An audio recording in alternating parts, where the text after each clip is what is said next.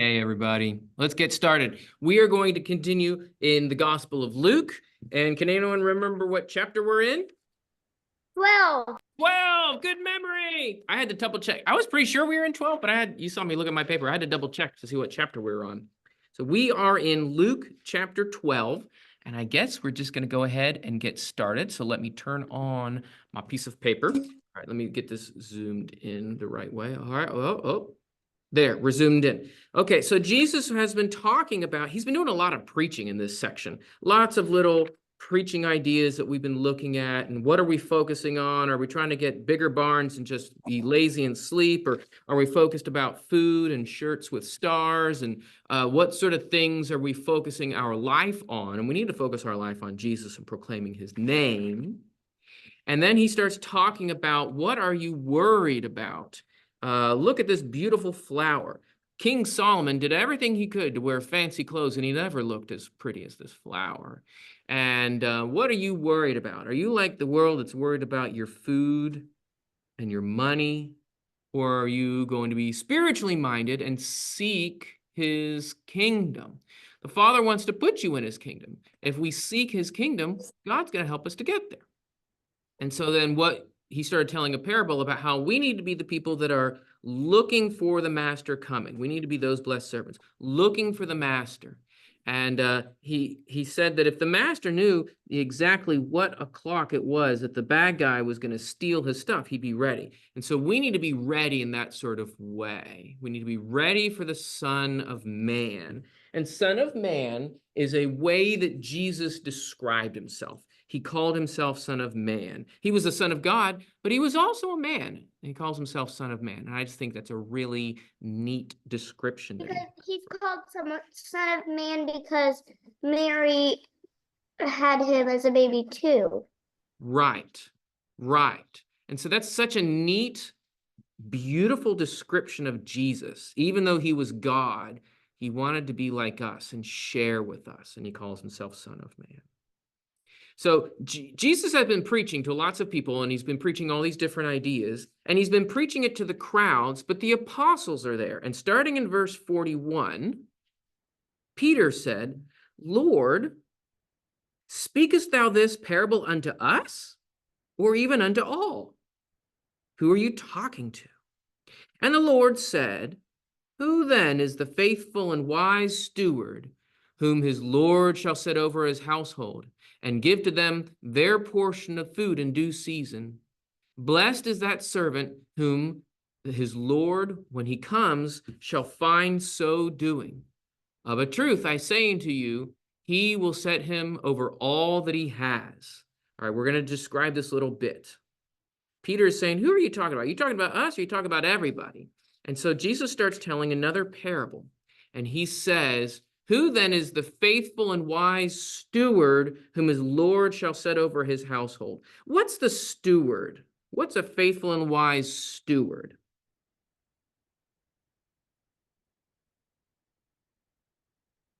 You have any guesses? It's Kind not and just loyal. a what? Is it kind and loyal? Kind and loyal. Well, that's definitely his behavior. This steward is behaving kind and loyal. What else? Is a steward kind of like someone who leads people? Yes, but he's a special kind of person who he's going to lead. He is someone who is set over the Lord's household. So if he is leading the house, he's not the dad. The Lord is the dad. So what is a steward if he's leading the house? It's kind of like he's the head servant or the head waiter. Does that make sense? You could think of a restaurant, and there's lots of waiters and there's lots of workers there, but the steward is the one that's in charge of it all. So here he is, and he's directing these people to go with the teacup or the glasses, and he's directing this person to go I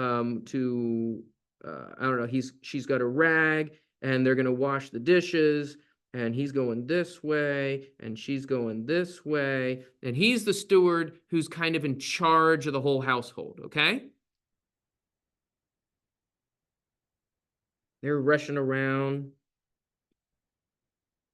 and they're getting their jobs done. And he's the one who's set over the household, okay? To give them their portion in due season.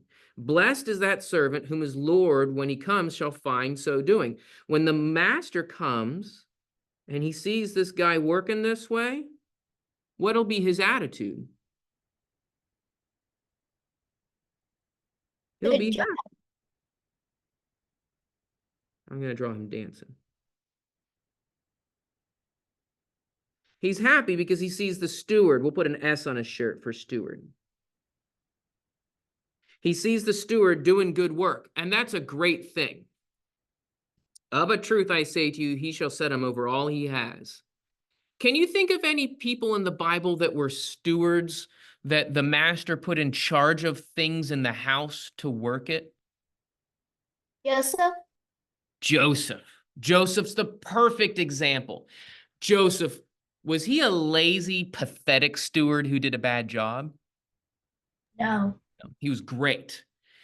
And the more hard work he did, the more jobs he got, and the more power and the more authority. Do you remember the story of Joseph that way? This is a parable. It's not about Joseph, but it's kind of about Joseph, right? He's that kind of a worker. Well, let's get back to the parable and we'll read the rest of it. Of a truth, I say unto you that he will set him over all that he has. But that servant, if that servant shall say in his heart, my Lord delays his coming, and shall begin to beat his men servants and maid servants, and to eat and to drink and be drunken, the Lord of that servant shall come in a day when he expects not, and in an hour when he knows not, and he shall cut him asunder and appoint his portion with the unfaithful. So we drew down here the servant doing a good job, but what's going on in this part of the parable?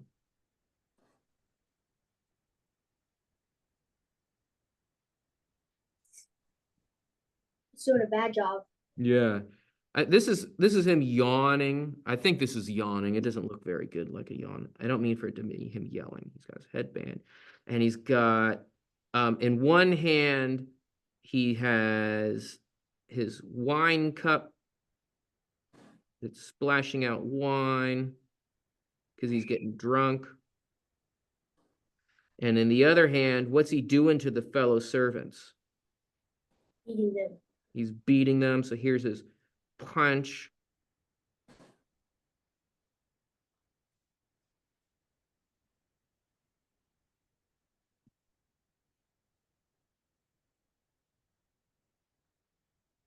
And then you got like the smack, like, oh no.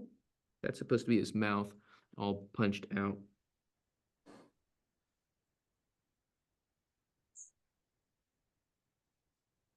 So we can see here that this is a very different kind of servant, right? Or this steward. And I'll put his wine is splashing out because he's just so drunk and lazy. If the master comes and finds a worker acting this way, what's the master going to do according to this parable? He's going to cut him asunder. What does it mean to cut somebody asunder? Cut him off? Cut him off? Or cut him up? I don't know. It sounds pretty rough if you ask me. If the master finds this guy acting this way, the master's just going to cut him up. And so this is the point. Well, what do you think the point is? What's the point of this story? What's it telling you?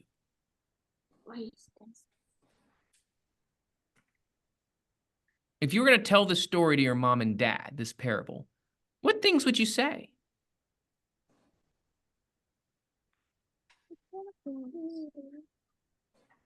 There's two different kinds of ways of working in it, that's for sure, right? Right? Diligent working and lazy smack somebody in the face working, which is not a good way to be. He's being lazy. Yeah, that laziness. Now, be careful the way you think about it. The question is, when your mom and dad tell you to do something, do you have to do it? Yes. Yes, we have to do it because that's the rule, right? That's the rule. That's the way in relationships work. But do you literally have to, or if you want to, are you allowed to be bad and do your own thing? Like, you're able to be bad, right? You're not necessarily allowed to be bad, but you can choose to be a good worker or to be a bad worker, right? In the Bible, does God let people choose to be bad workers? Not really. He doesn't want them to, but the Bible is full of stories of people who choose to work badly and do bad things. But what happens if you choose to be a bad worker or if you choose to be disobedient? What happens in the story? Mama will spank us asunder. Yeah, that's a perfect description. The Lord will spank us asunder. That's exactly right. That's exactly right. If you choose to do the bad thing, guess what? You're going to have bad consequences. That's what the Bible keeps teaching. And I'm going to keep looking at this parable. The Lord shall come and shall cut him asunder. I use the word spank, and I think that that is perfect. I'm going to write that in there. That's not what this word means, but it reminds me of it. When we're talking like kids, it's perfect. Spank him asunder and appoint his portion with the unfaithful. Here, here's the big spanking hand coming out.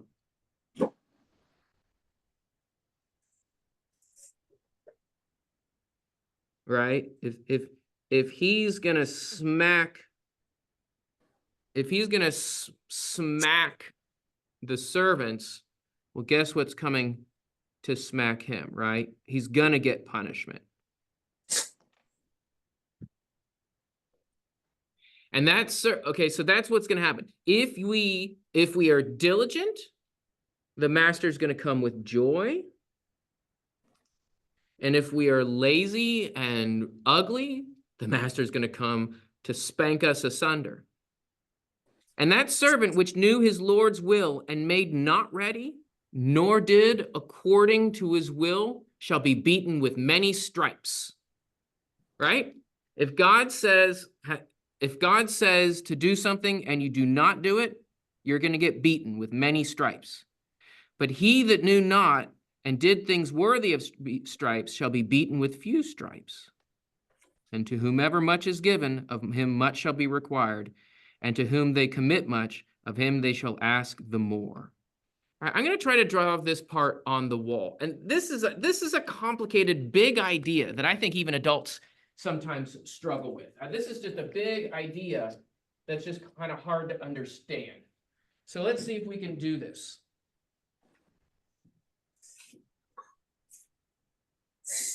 All right. So we're going to draw people getting themselves into trouble, okay? Here is somebody, and here is somebody.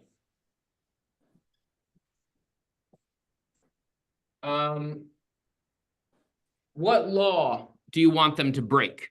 Do you want them to break the law about thou shalt not steal, or thou shalt not speed your car down the highway too fast? I just want it to be a very simple law.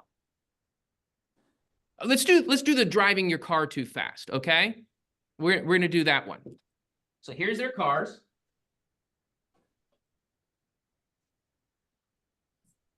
Oh man, it's a gigantic car. Apparently these are kids who took their parents' car. All right, so here's their car, and the police officer is here. I'll give him a mustache as well. And he's got his piece of paper and his pencil, and he's going to write them a ticket, okay? He drove, and these are two different people, and they're getting pulled over.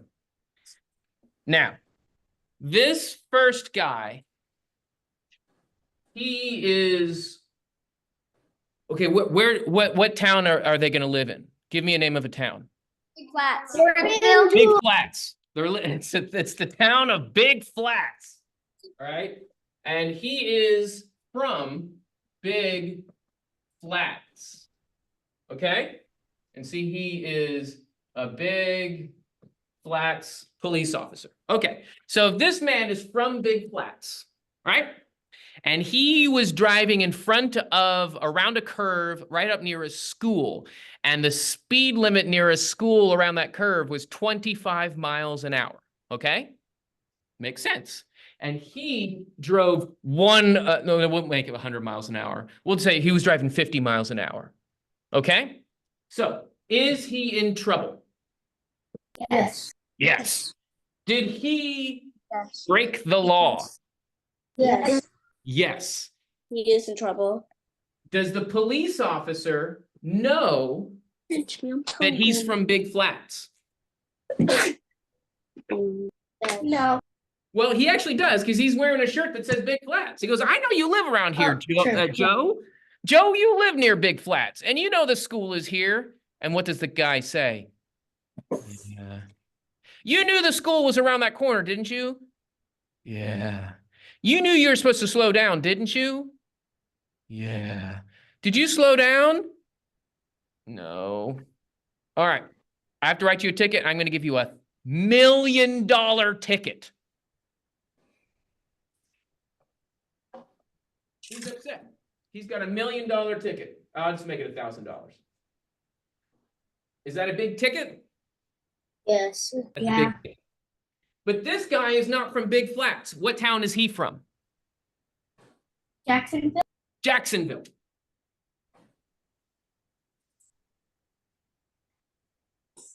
He's from Jacksonville. Does the police officer know he's from Jacksonville?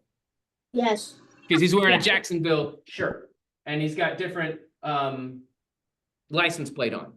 And he drove around that curve and he drove by that school and he also drove 50 miles an hour. Did he drive the same speed as the other guy? Yes. Yeah. But this man said, hey, are you from here? And the man says, no, I'm from Jacksonville. Did you know you drove 50 miles around an hour by that school? What does the man say? He says, yeah, I didn't know that there was a school around that corner. What do you think about that? What do you think? That's just an accident. He didn't know it was there. He's from a different. Yeah. It's an accident, right? He didn't know it was there. He's from a different town.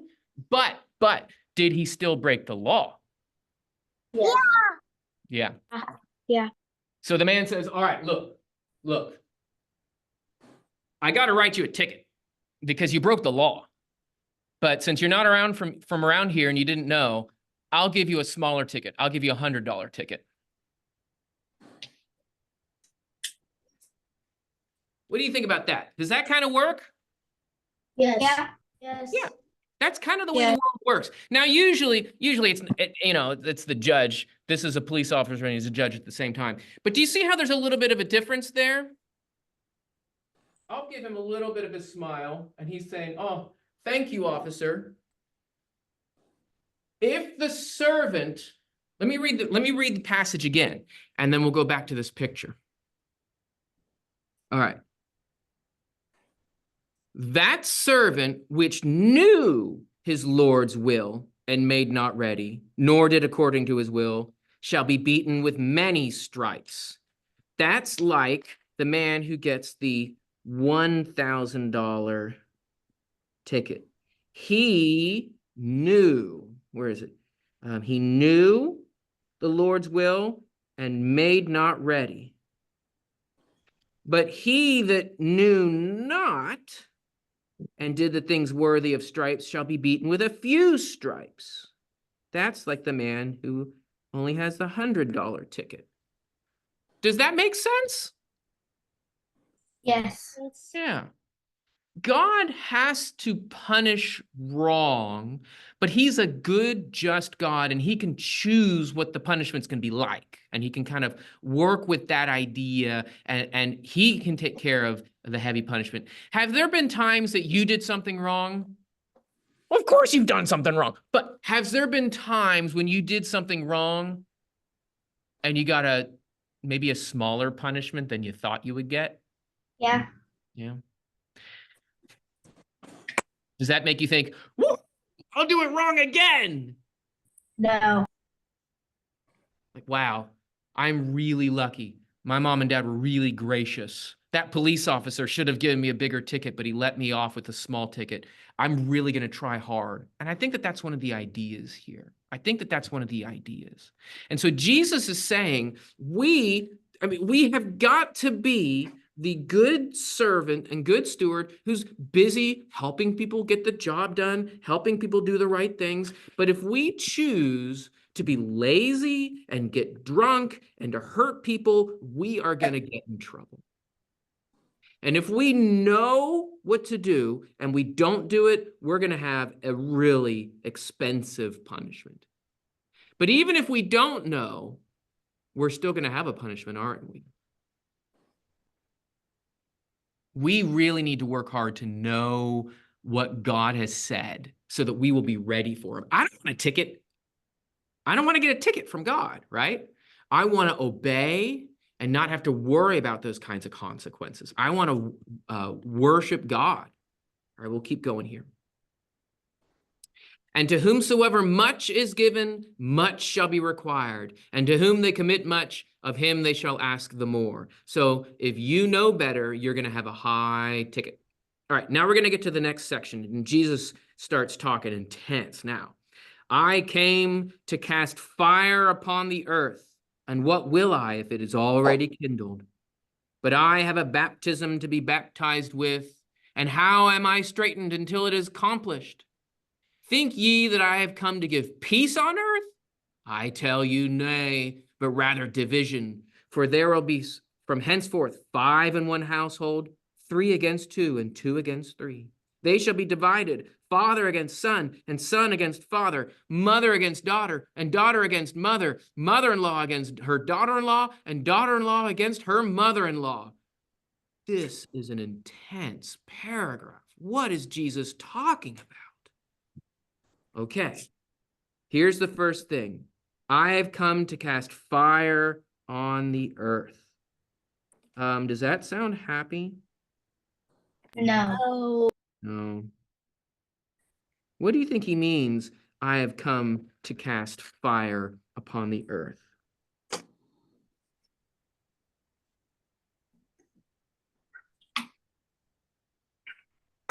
What does it sound like? He's punishing us. Yeah, there's some sort of punishment. There's some sort of judgment. Yeah, those are good words for it. I like that punishment word. Okay, so there's the earth, and it's getting fire.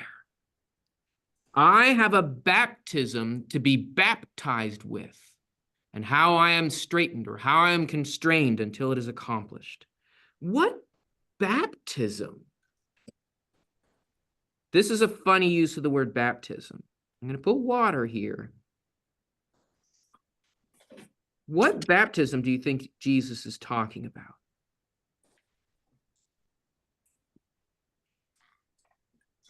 Here's a question. In the story of Jesus, has he been baptized already, or is he about to be baptized? Already been baptized. He's already been baptized. So what baptism does he still have ahead of him? Dying on the cross. I think that's it. I think that that's what it is. I think that that's what he's talking about. So I'm going to put the cross in the water. He's not talking an actual baptism. I think he's talking about a symbolic. Because isn't baptism when you go under the water? I'll just draw water. Here's the water. So here you are, you're a person, you're above the water, and you go down beneath this water. It's like you died. It's like you've gone into the grave. And when you come up out of the water, it's like you came out of the grave. That's a symbol. And not only are you dying under the water, but you're getting washed under the water. That's another symbol, and you come up out of the water. And Jesus died on the cross. So let's put the cross up here too.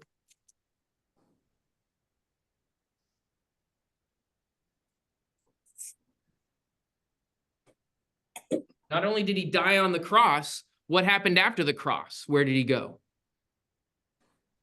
Where'd they put his body? In the grave. In the grave.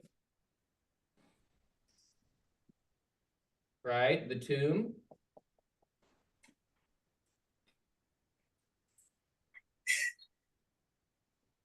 So Jesus died on, where's my finger? There it is. He dies on the cross. They put him down inside the tomb, and after 3 days, he comes up. We go down in the waters of baptism, and then we come up.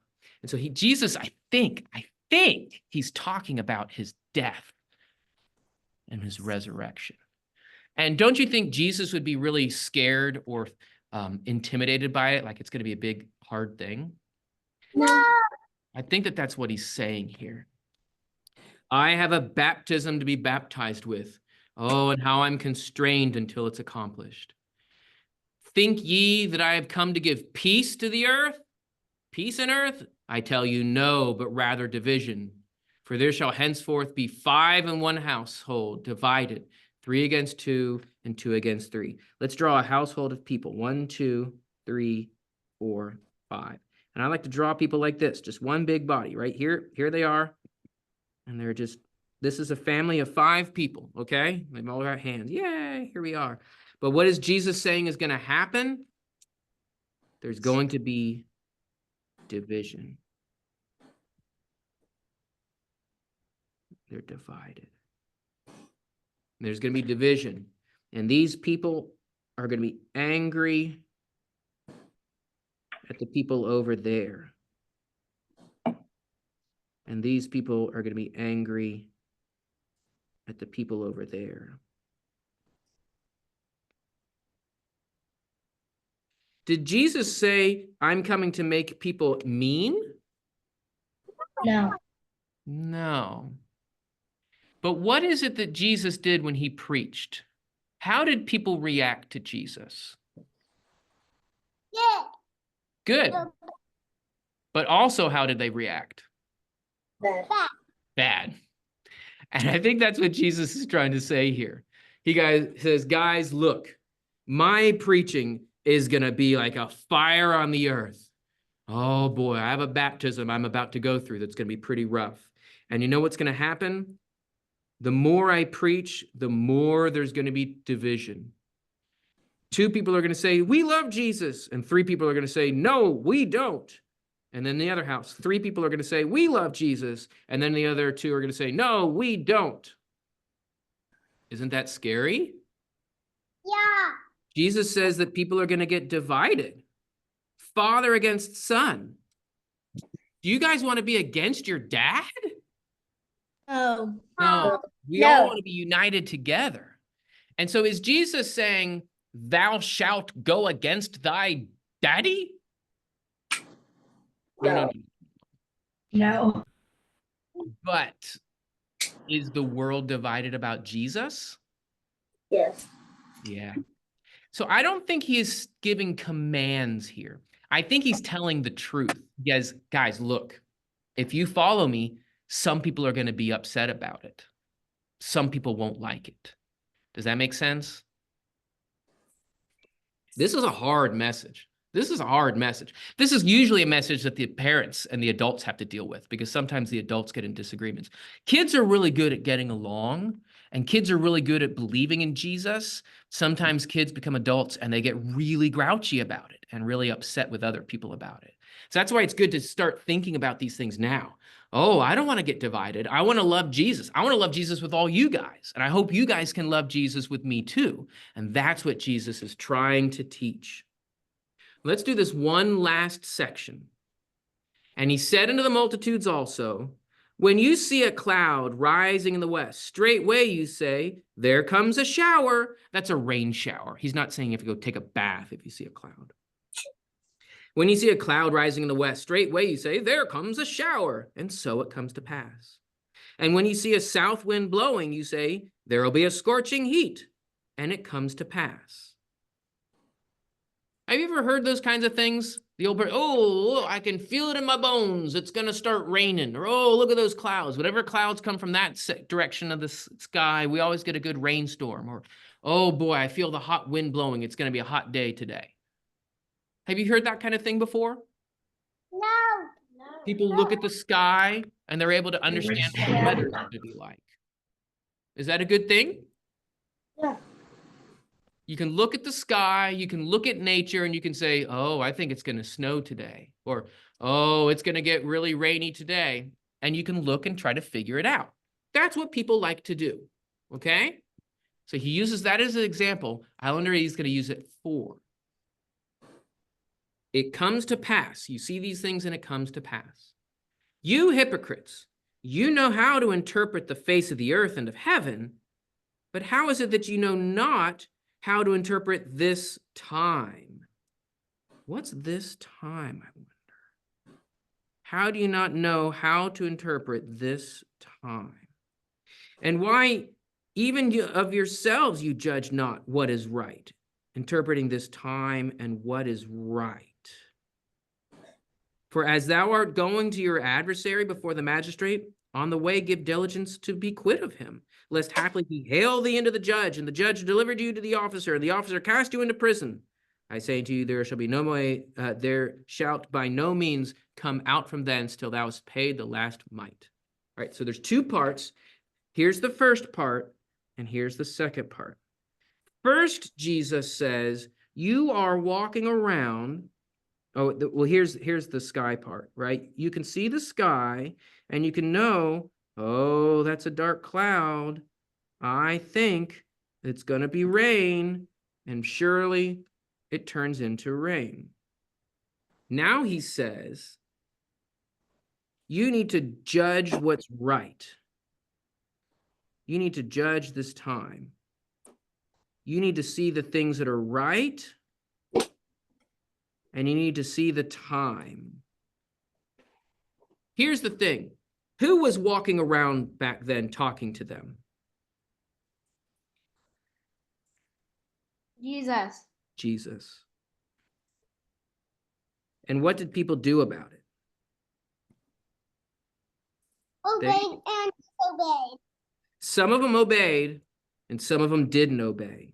And right now, Jesus is talking to all the ones that aren't obeying. He is saying, you know how to tell if it's raining, but you're not paying attention to the fact that Jesus is here. Now, is Jesus walking around with us today? No. No. But he left us the Bible, and he left us with knowledge to know that we shouldn't go speeding, and even if we get in accidents, we're still going to have a ticket. He told us about his death on the cross. So has Jesus given us the information that we need to be obedient to him? Yes. Yes. And he expects us to be that way.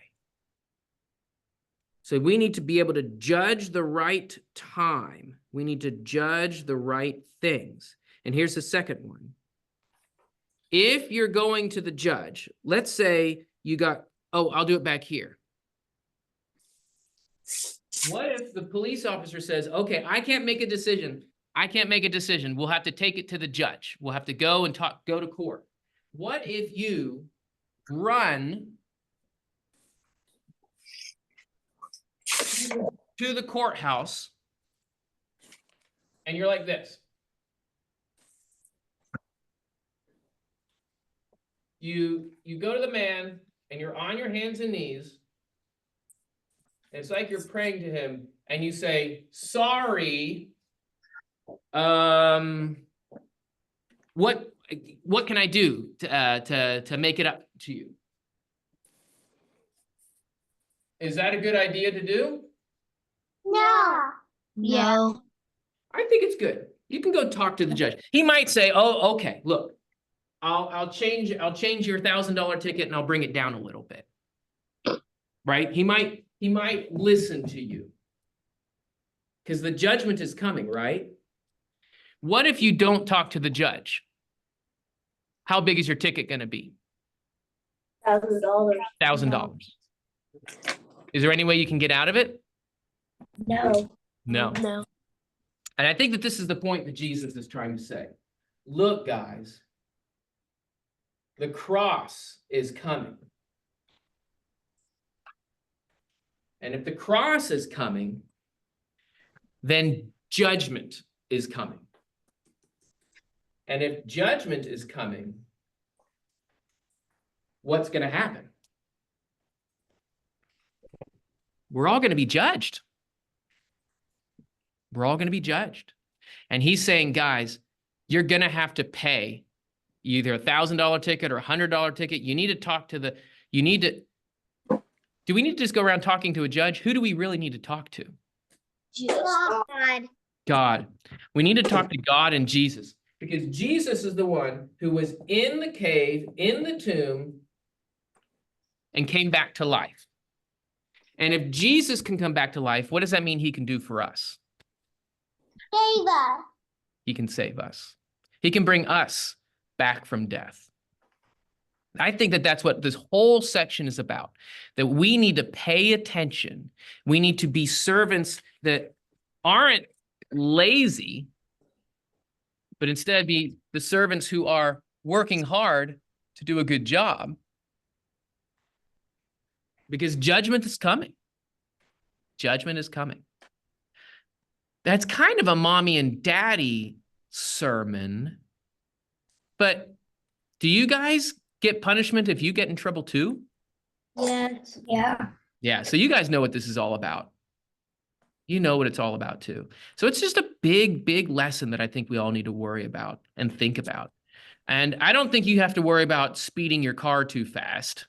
I hope you're not taking your mom and dad's car out on the road yet. But there's all sorts of other rules, and we have to understand, even if I don't want to, I need to obey. Even if I'd rather just eat, drink, and be merry and play my video games and just not do any hard work, even if I want to, I still have to do the hard work, because judgment's going to happen, and we need to be ready for that. Okay, does anybody have any questions about the lesson we talked about this morning? No. No. All righty. Well, I guess I will let you go. I will hit this, and I'll stop the recording, and I will see you guys around.